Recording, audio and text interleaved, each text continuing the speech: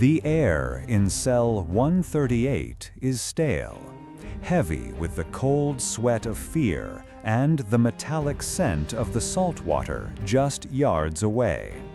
It is just after 11 p.m. The final guard has made his round. His footsteps echo and fade, leaving behind a silence so total it has its own sound. Inside, a man gives one last look at the decoy in his bed. A face of painted plaster and real human hair, resting on the pillow, looking for all the world like a sleeping inmate. But its creator is not sleeping. He is climbing. Into a dark, grimy hole he spent months carving out of the back of his cell. He is climbing towards a freedom that does not, according to the United States government, exist. For this is Alcatraz, and he is becoming a ghost. The question isn't how he did it. The official record, the one sitting in the federal archives, tells that story. The real question, the one that haunted the FBI for half a century, is what happened in the silence after he vanished. To understand the ghost, you must first understand the man. His name was Frank Lee Morris, federal prisoner AZ-1441. But long before the federal government gave him a number, the system had already labeled him an orphan. Morris was a professional ward of the state.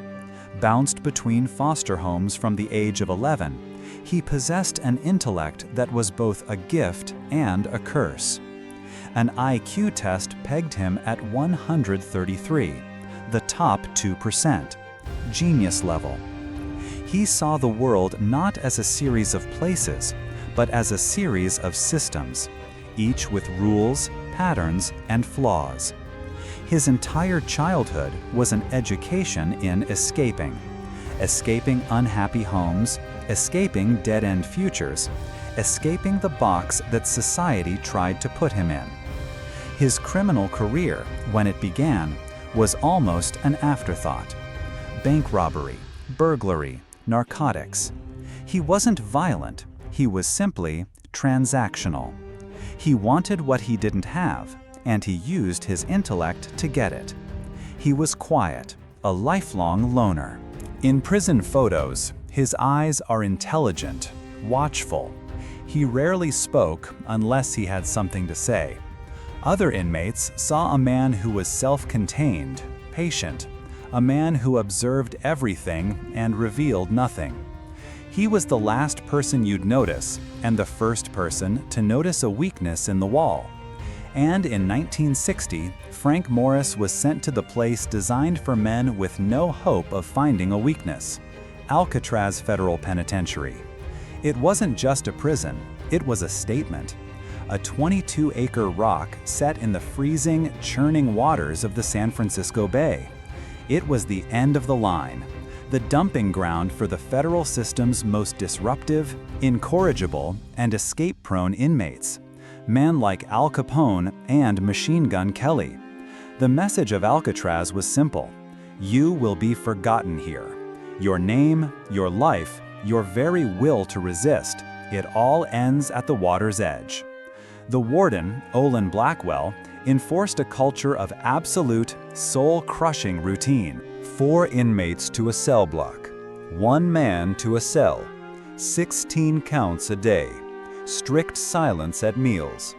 The greatest psychological torture was the city of San Francisco itself. Just over a mile away, its lights glittered, the sounds of its laughter and parties carried across the water on the night air. It was a constant, taunting reminder of a world that had moved on without you. Escape was considered a fantasy. Over the years, 36 men had tried. They had been shot, drowned, or recaptured within hours. No one had ever succeeded. For 2 years, Frank Morris, inmate AZ-1441, was a model prisoner. He followed the routine. He kept to himself. He observed, he listened, and in the chorus of prison life, the clang of steel doors, the shouts, the endless monotony, he heard something else, a flaw in the system. He discovered that the utility corridor behind his cell block, a 3-foot-wide shaft filled with pipes and conduits, was completely unguarded. He also noticed that the concrete around the ventilation duct in his cell was weak, crumbling from decades of saltwater corrosion. The system had a soft spot, a way through the wall. This discovery was the spark. But a spark is useless without tinder. He found that tinder in 2 brothers from Florida, John and Clarence Anglin. They were tough, experienced bank robbers who had tried to escape other prisons before. Unlike Morris, they were gregarious, but they possessed a crucial skill set learned from their hardscrabble youth. They were resourceful, and they knew how to work with their hands. They were later joined by a 4th man, Alan West. The loner had found his crew. The quiet observer had found his project. Inside the most secure prison on Earth, surrounded by guards and impenetrable walls, Frank Morris decided he would do what the federal government had declared impossible. He would walk out. The plan was an act of breathtaking audacity, demanding the patience of a watchmaker and the nerves of a bomb disposal expert. Its foundation was built on stolen, repurposed scraps of institutional life. The primary tool was a drill. Its motor was scavenged from a broken vacuum cleaner in the prison workshop. The drill bits were fashioned from sharpened spoon handles stolen from the mess hall. For months, during the daily hour-long music practice, the plan went into motion. As other inmates played their accordions and guitars, the sound masked the high-pitched whine of the drill and the scrape, scrape, scrape of the spoons against aging concrete. Night after night, for over 6 months, they worked, chipping away at the edges of their ventilation ducts, creating a hole just large enough for a man to squeeze through. Each morning, they would conceal their work behind perfectly crafted fake grills, painted to match the surrounding wall. It was a race against time, a bet against the random chance of a cell inspection that would undo everything. But getting out of the cell was only the first lock to pick. The greatest challenge was surviving the bay itself. The water was a lethal 50 degrees Fahrenheit. The currents could sweep a man out to the Pacific in minutes. They needed a boat. Using his access to the prison tailor shop, Clarence Anglin, a master scrounger, began acquiring materials. Over 50 standard-issue prison raincoats. Bit by bit, they were smuggled back to the cells. On the top tier of the cell block, which they had converted into a secret workshop, they began to assemble their vessel. They laid out the raincoats, overlapped them, and painstakingly glued the seams together using cement stolen from a repair detail.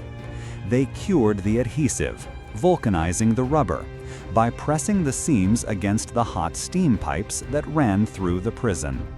The result was a 6 by 14-foot inflatable raft, complete with inflatable life vests. It was a marvel of prison engineering. While the raft took shape, Morris focused on deception. To fool the guards during the nightly counts, they needed decoys. Using a mixture of soap, toothpaste, concrete dust, and toilet paper, they sculpted dummy heads. For the final touch, they collected real human hair from the floor of the prison barbershop. In the dim light of the cells, tucked into bed, the heads were uncannily realistic. They were buying themselves hours. They were crafting their alibi. The pressure was immense. Every stolen spoon, every missing raincoat, Every fleck of concrete dust on the floor was a risk.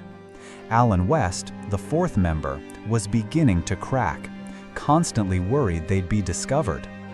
The antagonists weren't just the guards on their hourly rounds. The antagonist was the system itself, the routine, the surveillance, the absolute certainty of Alcatraz's own legend. Warden Blackwell wasn't just a man. He was the personification of that legend, and Frank Morris was preparing to dismantle it, piece by stolen piece. The final escape date was set for the night of June 11, 1962. As darkness fell, a new problem arose. Alan West, the most nervous of the group, couldn't get his ventilator grill off. He'd cemented it back in place too securely. As Morris and the Anglins squeezed into the dark, dusty corridor, West was left behind, frantically, silently, trying to pry his way out. He was running out of time. His window was closing. The ghost train was leaving the station, and he was stuck on the platform. Inside the utility corridor, the three remaining men had no choice but to press on. They shimmied up 3 stories of pipes, carrying their gear. They popped open a ceiling grate and emerged onto the roof of the cell house. For the first time in years, they were outside, under an open sky, the fog thick around them. They crept across the rooftop, descended a 50-foot drain pipe on the side of the prison bakery, and landed silently on the ground. They were now in the one place no guard would look, the northern shoreline, a blind spot in the prison's security. Here, in the shadow of the main guard tower, they inflated their raft using a small accordion-like concertina. At approximately 11:30 p.m., Frank Morris and the Anglin brothers pushed their crude, brilliant raft into the freezing water of the San Francisco Bay and paddled out into the fog, and into legend. The silence that followed was absolute. When the alarm finally sounded the next morning, the FBI was called in immediately. J. Edgar Hoover, the Bureau's director, hated 2 things: organized crime and public embarrassment. This escape was both. He unleashed the full force of the FBI. The manhunt was one of the largest in Bureau history. For 10 days, they searched the bay, the islands, the coastline. They found tantalizing clues: a paddle here, a waterproofed plastic bag containing personal items of the Anglins there, shreds of the raincoat material washed up on Angel Island. But what they never found, not then, not ever, were the bodies. Still, the Bureau needed a conclusion. The legend of Alcatraz needed to be preserved. After a comprehensive investigation, the FBI's official report was filed. Their conclusion was blunt, definitive, and reassuring. The escapees, overwhelmed by the cold water and the treacherous currents, drowned. Their bodies were likely swept out to sea through the Golden Gate. Case closed. The system had, in its own way, won. Alcatraz remained inescapable. You could get off the rock, but you could not survive the water. For decades, that was the story. A tidy ending to a messy chapter. And then, 51 years later, a letter arrived. It landed not at the FBI, but at the San Francisco Police Department in 2013, and was quickly passed to the U.S. Marshals, who had inherited the cold case. The envelope was postmarked from a city that didn't appear on any map of the original investigation. The handwriting was shaky, aged. The first sentence was a thunderclap that shattered half a century of official certainty. It began, "My name is John Anglin. I escaped from Alcatraz in June 1962 with my brother Clarence and Frank Morris. I am 83 years old and in bad shape. I have cancer. Yes, we all made it that night, but barely. The letter was the ultimate one thing, the one piece of evidence the government could never have anticipated. It was a voice from the grave, a ghost stepping out of the fog. It claimed Clarence had died in 2011 and Frank Morris in 2008.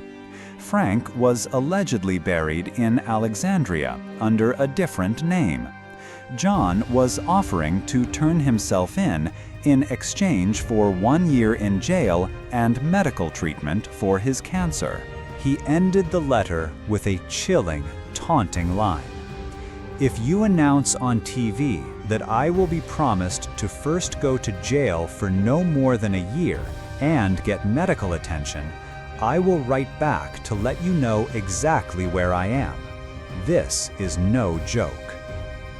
The FBI was brought in immediately to analyze it. They ran DNA tests on the saliva from the envelope seal. The results were inconclusive.